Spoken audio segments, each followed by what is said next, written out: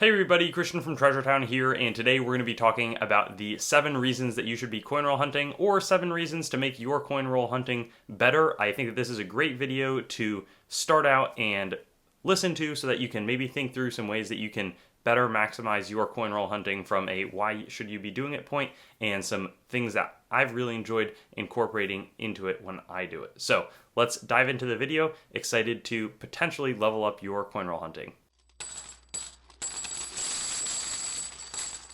For a brief overview of what this is, if you don't already know, basically you go to the bank and you ask for coins. You may take out half dollars or pennies, tend to be the two that I like doing the best, and you pay the exact amount that you take out. So maybe you pay $500 for a box of Kennedy half dollars with potentially some other stuff thrown in there, or $25 is a box of pennies, and then you open up the rolls looking for all different types of things, but this is not going to be focused on what coin roll hunting is. It's more going to be why you should do it, and there might be some reasons that you should do it that you're not thinking about that will make it better. So number one is going to be to have fun, and I think that it's important to keep coin roll hunting in context. I think that it's a great way to see a lot of free coins, or essentially free. All that you're putting into it is your time, and it's a free treasure hunt, and so there's very few places that you can actually do a free treasure hunt today, because there's no downside unless, maybe the example that's bad is you might find a big copper coin mixed into your Kennedy half dollars from Britain. And so maybe the British coin is worth less than 50 cents if it's not a very nice shape one. But it's going to be super fun and a really good introduction to getting more serious about coins and learning a lot. And I'll talk about some of those specific things that you can learn in some of the next points. Now, number two is going to be to find some incredible coins potentially that only cost their face value and the time that you put searching into them. And I think a follow-up to the last point is that it is a fair amount of time. So if you're maximizing, and I remember I would coin roll hunt before I could get a job, but I also did it after I got a job. If you're maximizing just for an earning potential, there's probably some strategies that we could discuss that are better from a pure earning point of view. I don't think that that's the best reason to coin roll hunt. It's actually not in my list. It's more that you get to be, again, treasure hunting, doing it for essentially free and seeing a lot of interesting coins. And I just think that you should be aware that if your goal is to make money, or your goal is to find as many wheat pennies in a time and cost effective fashion, you could probably order a bulk box of them, but then you haven't coin roll hunted, you haven't pulled them out of circulation, and it is definitely fun. I've kept all of my coin roll hunting finds separate from the much more expensive coins that I normally deal with when I'm dealing them and flipping them.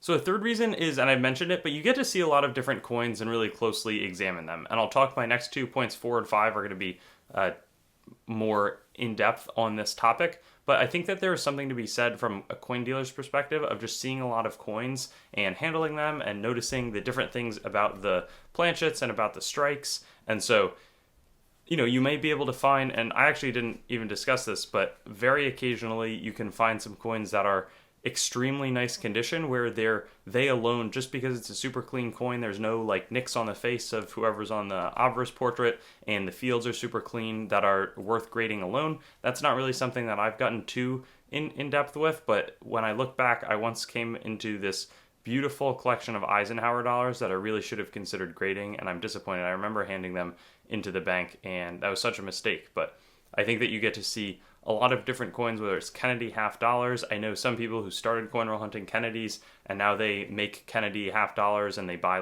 mint sets and proof sets and grade them. So you can get very familiar with how coins and different series are supposed to look and get a good eye for examining them in person. So that's definitely something that you shouldn't, you should pay attention. And if there's a coin that looks really nice, maybe examine it, look where there's hits on it, try to get a better feel for what you're looking at, and it's totally free, again, to use this as sort of an educational opportunity. Reason number 4 is that I think that you can get a really good understanding of error coins. When I think of pennies or half dollars, or really any of them, and then the next point is going to be in a similar sort of path or vein, but you can really think through, okay, here's a coin that has a struck through grease problem where it looks like a few of the letters are missing. Let me understand what went into the minting process that would have created this coin, and this coin error. A lot of the varieties and errors that you find will be very small, and potentially not worth very much, but even understanding, okay, here's like gas bubbling, and this is how planchets are annealed and how they are put together. Or here's a small laminated error where there was a little impurity in the planchet and it fell away during the minting and striking process. I think that there's a lot of in that vein that you can understand better about, okay, here are some things that are a little bit off about these coins. Let me go understand what happens at the striking process. I found like a struck through cap die coin, hunting pennies. There's a lot of interesting things like that you can look into. Number 5, I think that this is potentially, well, it depends. There's a lot of varieties and there's a lot of errors out there, but focusing on varieties and understanding the die production process, because an error is something that's going to be like a one-off coin. Maybe there's some mated pair errors where there's a few of them in a row, but a variety is when the dies that are used to strike a lot of coins, there's some issue in the die production process.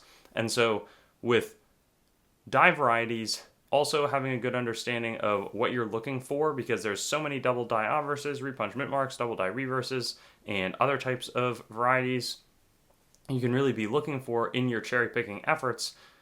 Taking the time to slow down and understand just what is this variety that I'm looking for. How is a double die obverse produced? There's like 9 types of different double dies. Can we get a little bit more information as to what those 9 types are? And then you can really sort of backpedal and understand how the coins are struck. And having that, if you have a good understanding of varieties generally, I know a lot of people who started with the coin roll hunting, and then there's also lots of like cherry picking where there's tons of, in the seeded quarters, Isaiah, who is the director of US Coins at Treasure Town, has an incredible eye for finding these small misplaced date coins, where they would punch the date numbers individually, and then sometimes they would like miss and punch it way low. There's just a lot of interesting on the variety side ways that you can take a step back, understand coin roll hunting better, and both find more varieties, but also understand what's the difference between machine doubling and real die doubling. There's a lot of things like that where having that extra eye and not just looking for exactly what is in front of you, that's a great way to maximize your coin roll hunting.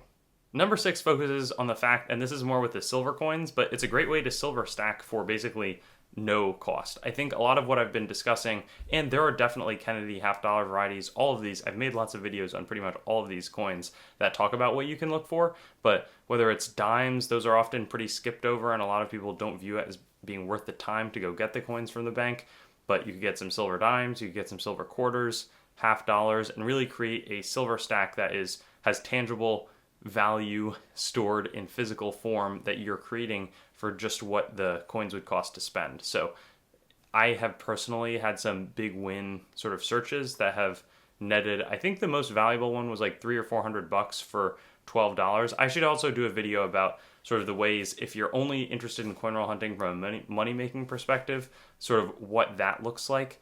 And it's probably revolves around whenever you swing by a bank that you're a customer of, doing something, a specific strategy that I have sort of identified that can really maximize this. But you can really acquire some great coins for basically nothing, but especially from a silver stack perspective.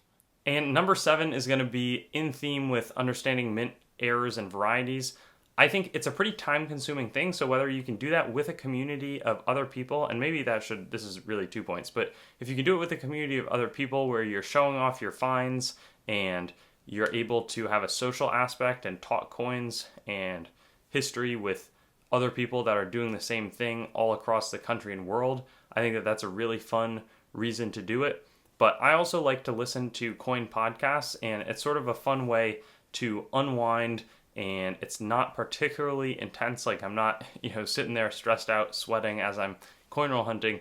It's a much more relaxing, I believe, activity for the people who do it. And so you can combine that by listening to YouTube videos, whether it's some of mine, or there's so many good podcasts out there, and just ways to slow down, understand coins well, have some coins in front of you that you're not going to take a loss on. And that's sort of how I would recommend doing this. So that's something that I've been doing a little bit more recently that I think is really fun. Hopefully these suggestions for coin roll hunting are helpful, and I'll look forward to seeing you on some similar upcoming videos. I have to do a little bit more coin roll hunting content. I feel a little bit bad. I've sort of shifted away from it as a lot of the coins I'm physically handling are a little bit more valuable, and I'm sort of transitioning into a trading role in addition to making YouTube videos. And that means that I don't have as much time to coin roll hunt, but still something that I think is super fun and I care about. So I'll see you coin roll hunters soon, and let me know how the coin roll hunts have been going. Thanks for watching the video, and don't forget to like, comment, and subscribe. Also, be sure to visit our website, treasuretown.com, to stay up to date on everything going on the channel and possibly get some great deals on coins and collectibles. We look forward to seeing you on our future videos, and best wishes until then.